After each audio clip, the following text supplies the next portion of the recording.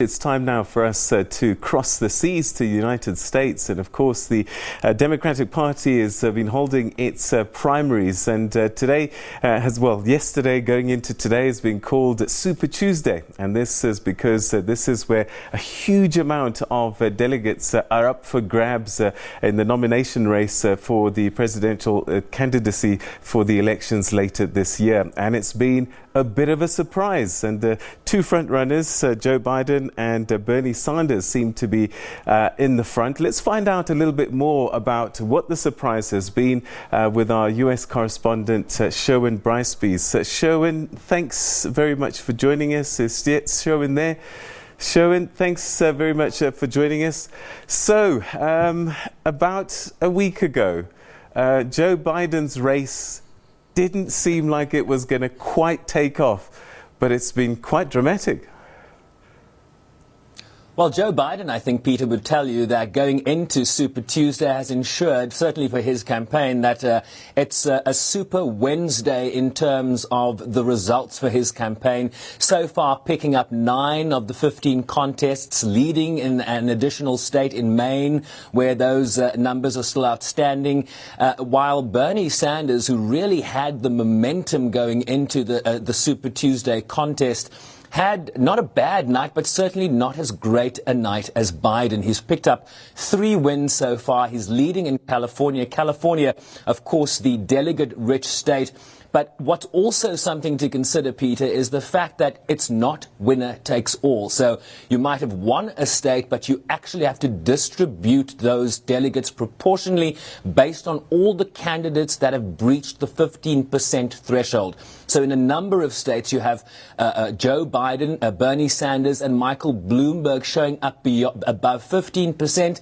So those delegates will then have to be split. But the breaking news at this hour, Peter, is that Michael Bloomberg, the billionaire former mayor of New York, has just dropped out of the race, and he is going to be endorsing Joe Biden. So we are seeing a shift in this race. It's no longer a 5-person race. It's a 2-man race between Bernie Sanders, who represents the progressive wing of the Democratic Party, and Joe Biden, who's a moderate centrist Democrat, and who also key to this strong showing on Super Tuesday was getting the endorsement of other candidates, among them Amy Klobuchar, the senator from Minnesota, who got out of the race just ahead of Super Tuesday, Pete Buttigieg, the South Bend, Indiana mayor, getting out, Beto O'Rourke, the congressman who was in the race earlier, so all coming and coalescing around Joe Biden the day before Super Tuesday, saying we back this guy, and that has had a deciding factor on the results you see on the board behind me. All right, so all questions now towards Elizabeth Warren. What does she do now? Because she had to do really well, finish at least in the top 2 in a number of states to make any headway. This hasn't happened. Elizabeth Warren, the progressive senator from Massachusetts, of course, an early frontrunner due to her, the number of plans she put out. She was very much an academic. She had an academic approach to this, really a problem solver, very strong on the debate stage. But I'm going to step out of frame for a second, and I'm going to point to one state for you, Peter. Massachusetts, right over here. It's blue. It went for Biden. That is Elizabeth Warren's home state. She was expected to win that. If you can't win your own state, your home state, it's normally an indication as to how your campaign might proceed throughout this contest. She didn't win there. She didn't come second. She came third. Biden sweeping that state. And I think that is an indication, despite her saying that she will push on, she's really got a network of field officers. She's built this campaign for the long haul, but she hasn't won a single primary or caucus yet. And I think that is indicative about the future trajectory of her campaign. There will be a lot of pressure, certainly from the Bernie camp, for Elizabeth Warren to get out of that progressive lane so that he can own that space entirely. Similar to what you're seeing from the centrists, they are getting out of the way, giving Joe Biden the path here, because there's a recognition that this is now going to be a 2-man contest between that progressive wing and the centrists who are now jumping behind Biden. All right, so take us to your map, because I'm seeing a lot of blue in the south for Biden. What does it tell us about the people backing him? Right, so why is Super Tuesday such an important yardstick? Why is it such an important barometer as to how this election will go? Because it gives us the first indication, Peter, about how this race can pan out from a national perspective. You have 15 jurisdictions in the contest overnight, 14 of them states, and you can see a lot of blue representing Joe Biden. He has one on the East Coast, he has one in the South. The black vote in the South, critical demographic for any candidate to win the Democratic Party. You will remember that he had a strong showing in South Carolina from, in particular, the Black Caucus in that state, really getting behind him. That momentum carried over into Super Tuesday.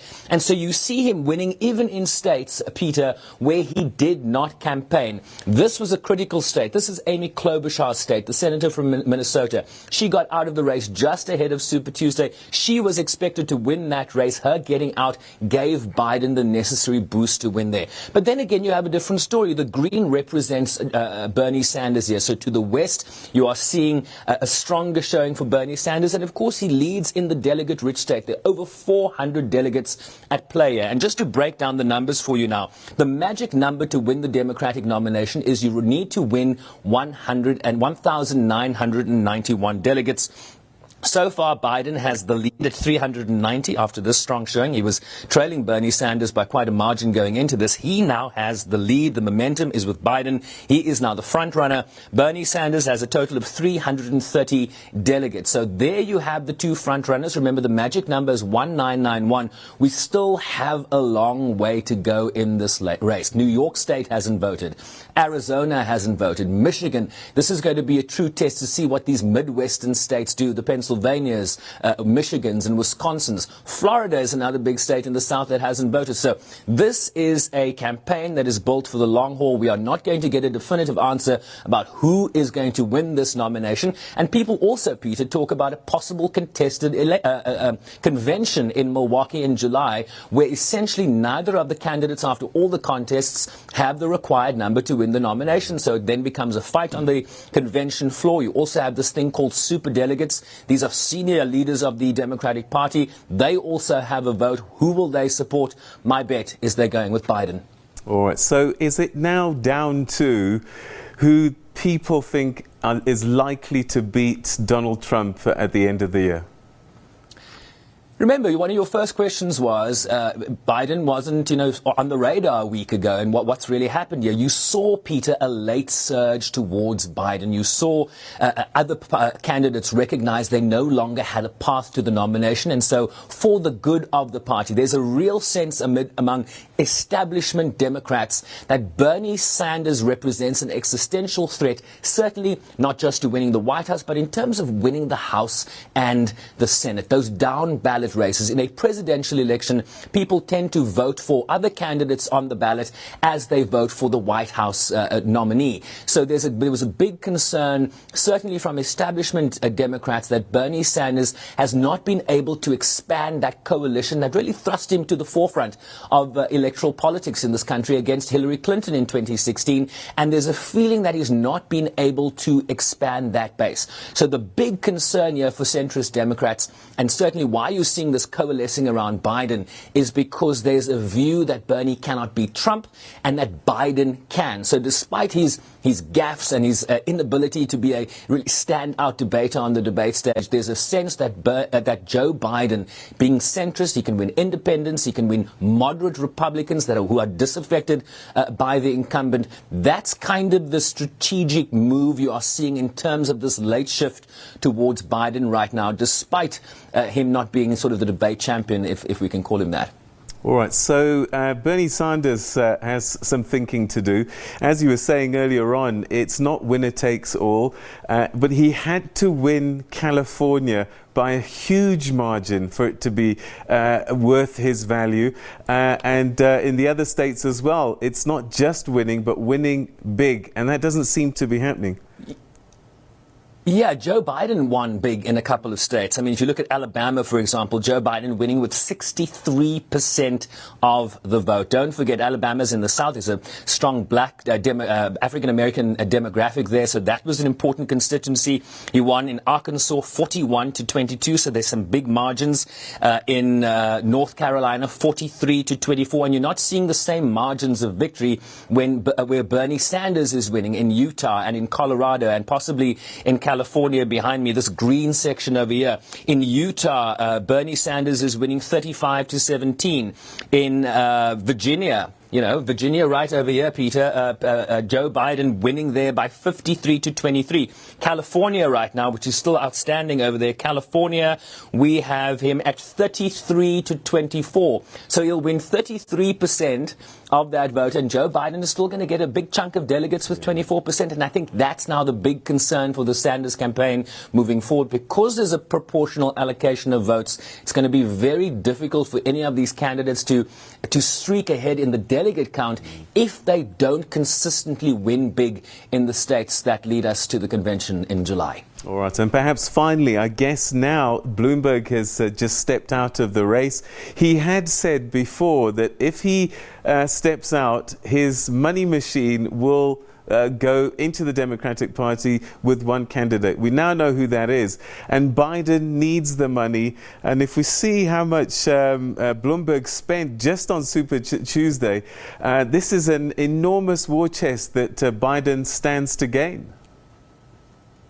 Well, this is a 60 billionaire wealthy individual who has used his own money, over $500 million on ad spend alone, heading into Super Tuesday. Remember, Michael Bloomberg was not on the ballot in the early races. He entered this nomination contest in November last year, which was quite late, and did not have a strong showing on the night. And so all his resources, that war chest that he has, and the war chest that he has promised to exceed over $1 billion, even possibly two, to ensure that whoever is the Democratic nominee, even if it was Bernie Sanders, he's been asked this question, he will support that candidate because Donald Trump is a man that no longer needs to be in the White House, certainly from Bloomberg's perspective. So it's going to be very interesting. Bloomberg has a network around the country, and he has vowed before exiting the race that network, that infrastructure that you have nationally, he will then put those resources behind the Democratic nominee. He's now going to be working in this contest to ensure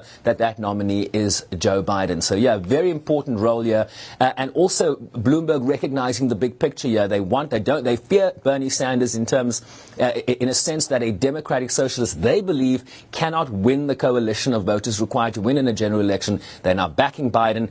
Watch a few more big endorsements coming in the days ahead for the former Vice President. Peter? All right, Sherwin, we're going to leave it there. Thanks very much indeed. That's US Correspondent Sherwin Bryce-Pease speaking to us there from New York on the aftermath of Super Tuesday for the Democratic Party, and surprises certainly coming through as Joe Biden's had an unbelievable showing.